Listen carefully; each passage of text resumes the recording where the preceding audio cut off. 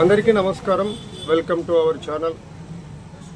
నంద్యాల జిల్లా బనగానపల్లి నియోజకవర్గం మాజీ శాసనసభ్యులు కాటసాని రామిరెడ్డి తనయులు వైఎస్ఆర్ కాంగ్రెస్ పార్టీ యువ నేత కాటసాని ఓబుల్ రెడ్డికి వైకాపాలో రాష్ట్ర స్థాయి పదవి వరించింది. వైఎస్ఆర్ కాంగ్రెస్ పార్టీ రాష్ట్ర యువజన విభాగం జనరల్ సెక్రటరీగా కాటసాని ఓబుల్ రెడ్డి ఎన్నికయ్యారు. కాటసాని ఓబుల్ రెడ్డి నియోజకవర్గంలో